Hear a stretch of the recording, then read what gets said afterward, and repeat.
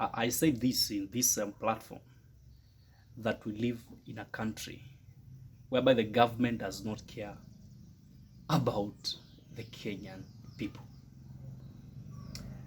In this same platform, I told you that our education system has been messed up.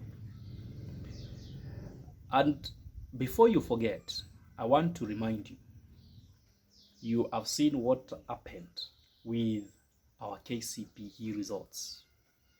What a shame.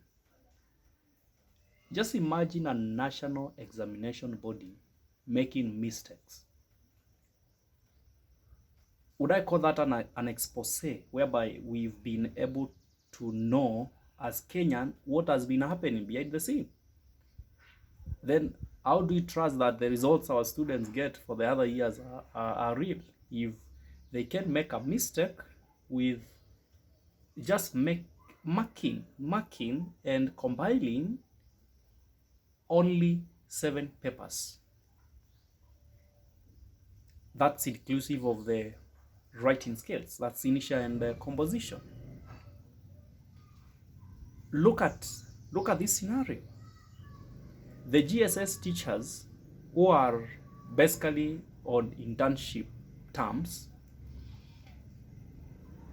we've seen them complain of the working condition, and I told you that is an insult for the amount of money these teachers have been paid. Now, when the teachers have come strongly to talk about the issues and the problems they're going through, the NAT, which is supposed to be fighting for the teacher, comes strongly and calls the media to tell them that they have no right to talk about their problems. As in this country, you must get permission for you to suffer. Because if you don't talk about your problems, then you are a good citizen. You're only a good citizen if you don't talk about your problems. And once you come out and talk about your problems, then you become somebody who doesn't understand how things work. You become an individual who seems to be a foreigner in our own country. You seem to be somebody who has no idea of how things run. In other words, things run well even for our unions, which are supposed to be fighting for the teachers, if you must tell them to speak on your behalf. But then I want to beg and ask some question. Who and whose interest do these particular unions present? Because I seem not to understand the intentions of having unions. Today, I feel disappointed as a teacher. And I'm not saying this to hurt anyone or to make someone feel bad, but I'm saying as a teacher, and I've been taught now for several years, if you want the number, it's a good number. All the way from 2013, you can get the number. I have not seen any union in this country purported to be working for the interests of the teachers. It is about them. And that's a fact. But they would agree on that because they are working for their stomachs.